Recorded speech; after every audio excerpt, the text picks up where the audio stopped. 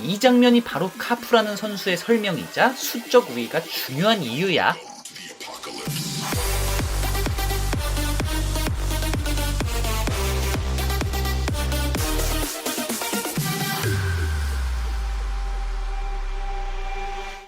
로빈요! 안녕 형들, 나 말년 호빙요야.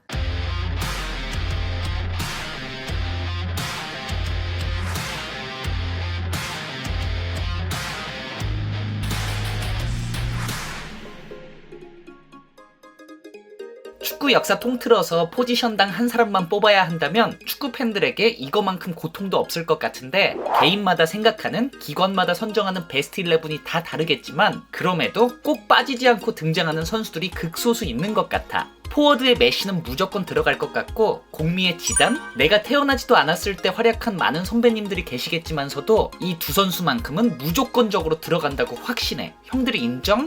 나만 인정. 그 외에도 센터백의 베켄바우어, 포워드의 마라도나 무조건. 이렇게 오늘 소개할 선수는 그 어떤 축구 전문가들이 베스트 11을 짜던, 그 어떤 기관이 베스트 11을 선정하든 오른쪽 사이드백 하면 무조건 들어가는 이 선수. 브라질 역대 A매치 최다 출전 기록 보유자이자 월드컵 4회 출전, 2회 우승, 1회 준우승에 빛나는 브라질의 레전드 카푸야.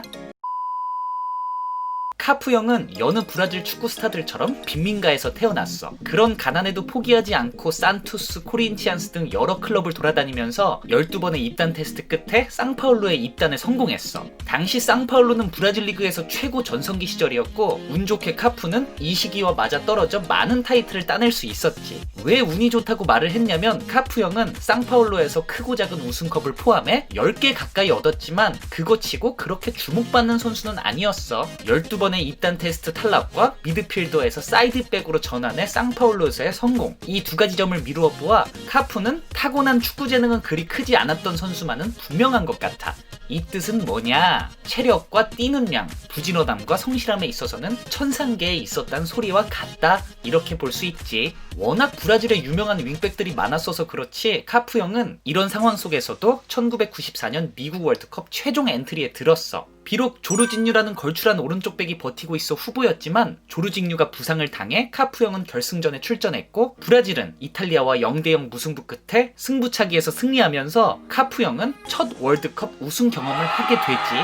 한마디로 크게 주목받는 선수는 아니었지만 운도 많이 따라줘서 월드컵 우승을 경험하게 된 선수. 그렇다고 못하진 않았지. 약간 한국으로 따지면 2002 현영민 형? 중간에 스페인 사라고사로 이적했다가 1년 만에 다시 브라질에 돌아오긴 했지만 월드컵 결승전에서의 활약, 새로운 소속팀에서의 활약으로 1997년 세리에 AS 로마로 이적하게 되는데, 당시 세리에는 지금의 라리가, EPL과는 비교할 수 없을 정도로 스타 플레이어들이 즐비했고, 7공주라고 불리는 7개 팀 중 카푸 형이 속한 로마 역시 그 7공주 팀 중 하나였어. 당시 로마 감독인 파비오 카펠로는 카푸 형을 3백의 윙백으로 기용했고, 카푸는 이를 완벽히 소화해버렸어. 그리고 3년 뒤 토티, 바티스투타, 사무엘, 에메르송 등과 함께 무려 18년 만에 AS 로마 리그 우승을 일궈내게 되지.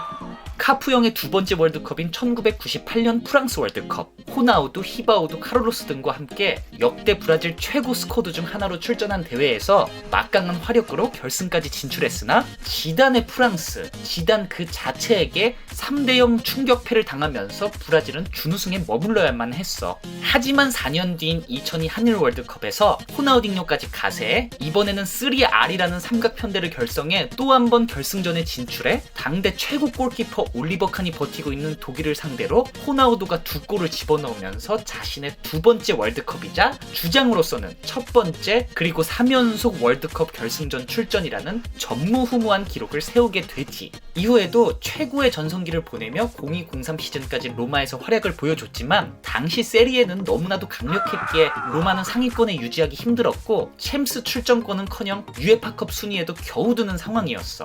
카푸는 더 큰 커리어를 위해 2003년 로마를 떠나 세리에의 최강팀인 AC 밀란에 입단하게 됐지. 이때 그의 나이 34. 하지만 카푸 형의 전성기는 끝날 줄을 몰랐고, 세븐첸코, 피를로, 가투소, 네스타, 말디니 등의 멤버와 함께 AC 밀란의 최고의 전성기를 이끌면서 이적하자마자 02-03 시즌 한 번에 더 리그 우승을 경험하게 돼. 04-05 시즌에는 스탐이 오면서 그 유명한 말레스카 라인을 형성하지만 리그 최소 실점 기록과 우승컵 모두 유벤투스에게 내주게 되는데, 그래서 밀란은 남은 챔스의 총력전을 하게 되지. 하지만 이 시즌이 그 유명한 이스탄불의 기적, 밀란은 희생양이 되면서 상처가 많이 남은 시즌으로 기록되고 있어. 그렇게 카푸 형은 챔스 우승과는 인연이 없나 했는데 2년 후 06-07 챔피언스 리그에서 카카의 미친 괴물 말도 안 되는 활약으로 결승까지 진출했고, 결승에서 리버풀에게 복수를 성공하면서 드디어 카푸 형의 첫 번째 챔피언스리그 우승 트로피를 들어올리게 되지. 이때 카푸 형의 나이 38, 구라디.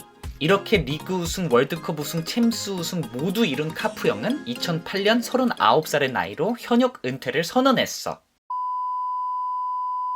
그렇다면 카푸 형은 도대체 얼마나 잘하는 선수였길래 이렇게 오른쪽 백 하면 무조건 카푸일까? 엄청난 커리어 때문에? 우승 트로피는 알베스도 리그 우승 5회, 챔스 5회, 월드컵이 없구나. 아, 람! 오른쪽 백! 리그 우승, 월드컵 우승, 챔스 우승 다 있네. 람도 뒤지긴 하는구나. 이렇게 람, 알베스라는 역대 훌륭한 사이드백을 제치고 카푸 형이 더 칭송받는 이유는 당연 오버래핑. 역시 한 분야에서 최고가 되려면 기존에 있던 틀을 깨부셔버리고 새로운 메타를 만드는 것도 한몫하는 것 같아. 카푸 형이 세상에 등장하기 전에도 이 오버래핑이라는 것은 당연히 있었어. 하지만 기존의 오버래핑 개념이라 하면 10번의 상황 중 대여섯 번만 나가는 게 정석화돼 있었지. 왜냐? 물론 10번 다 나가면 좋겠지만 그 뜻은 그만큼 수비에 허점이 생길 확률이 높고, 공격이 좋은 팀은 그 경기를 승리하지만 수비가 좋은 팀은 그 대회에서 우승을 한다 라는 명언이 있잖아. 사이드백이라는 자리는 수비 포지션이고, 이는 공격보다는 당연히 수비에 더 많은 비중을 두는 게 어찌 보면 축구에서 당연한 이론이었지. 근데 카푸는 이 개념을 깨부시고 10번 중에 10번 오버래핑을 다 나가서 세상을 놀라게 했어. 아니, 아까는 수비에 더 중점을 두고 그렇게 많이 나가면 수비에 허점이 생긴다면서 10번 나가면서도 수비에 허점 안 생기게 무조건 다시 돌아왔어. 왜? 체력이 넘사니까. 아, 예전에 맨유 에브라 영입 초기에 돌아오지 않는 사이드백이라는 단어 개웃겼는데 아직도 자기가 윙어인 줄 알고 올라갔다가 안 내려오니까. 암튼 카푸 형은 10번 중에 10번 올라갔다가 10번 다 다시 누구보다 빠르게 내려올 자신이 있으니까 카푸 형 입장에서 오버래핑 안 나갈 이유가 없었던 거지. 약간 이런 거야. 엥? 왜 대여섯 번만 나가야 되는 거지? 나는 안 힘든데? 사실 사이드백이 체력적으로 부담이 되면 수비에 치중한다는 명분 하에 안 올라가고 좀 후방에서 숨을 고르는 경우도 TV에서는 보이지 않지만 진짜 많거든.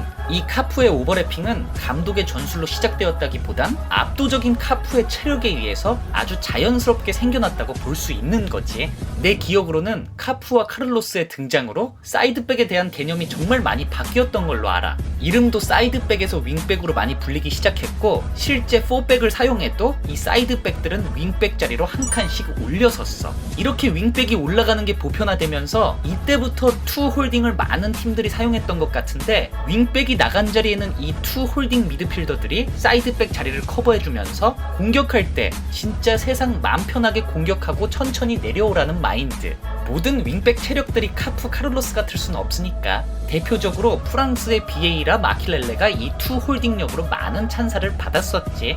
그렇다면 축구에서 오버래핑은 수비에 부담을 주면서까지 10번 중에 10번 나가야 할 정도로 왜 중요한 것일까? 바로 현대 축구에서 공격 상황 중 유일하게 수적 우위를 가져갈 수 있는 포지션이 이 사이드거든. 축구에서 수적 우위가 왜 중요한지는 굳이 설명 안 해도 호빙료 3개월 차면 이제 형들 다 알지? 우선 오버래핑을 나가게 되면 상대편 윙이 수비를 안 할 수가 없는 상황이 만들어지고, 이 장면이 바로 카푸라는 선수의 설명이자 수적 우위가 중요한 이유야. 카푸가 저렇게 올라가니까 여기서 이 수비수 주목. 카푸가 만약 안 뛰었으면 이 수비수는 히바우드를 그냥 막으면 돼. 근데 카푸가 뛰니까 이 수비수는 카푸 쪽으로 자연스럽게 향하고, 그 순간 비어있는 히바우드한테 공이 왔고, 그럼 이 수비수는 당연히 막으러 갈 수밖에 없고, 그럼 누가 비어? 호나우두가 비게 되는 거지. 이게 현대 축구에서 오버래핑이 중요한 대표적인 이유야. 주변을 둘러보면 성실함, 부지런함도 타고나는 부분이 상당하다는 생각이 들잖아. 쟤는 어떻게 아침에 1시간 일찍 일어나서 저걸 하지? 잠을 4시간만 잔다고? 이해가 안 되네. 앞서 말했듯이 카푸는 어려서부터 축구 재능이 뛰어난 선수는 아니었지만 성실함과 부지런함에 있어서만큼은 어쩌면 메시였을지도 모르는 것 같아. 왜 자꾸 오버래핑을 말하는데 성실함과 부지런함을 강조하냐면 서두에 말했듯이 오버래핑도 암묵적으로 선택이 가능한 개인 전술이 있거든. 조금 힘들면 체력 안배라는 명분하에 한 타이밍 쉬고 미드필더가 반대 전환하기를 좀 바라는 기도하는. 근데 카푸는 팀을 위해서 무조건 나갔던 것 같아. 내가 나가지 않으면 팀이 손해를 본다는 생각에. 그래서 이 카푸의 오버래핑은 감독에 의해 생겨난 전술이 아니라 순전히 카푸의 강철 체력과 성실함, 부지런함이 만든 축구의 새로운 패러다임이다가 오늘의 정리야. 브라질 A매치 역대 최다 출전자, 사이드백의 오버래핑 개념을 새로 만든 선수이자 월드컵 우승 2회, 1회 준우승에 빛나는 카푸였어. 오늘 준비한 영상은 여기까지고 다음에도 형들이 좋아할 만한 에피소드 가지고 찾아올게. 그럼 우리 모두 트라이!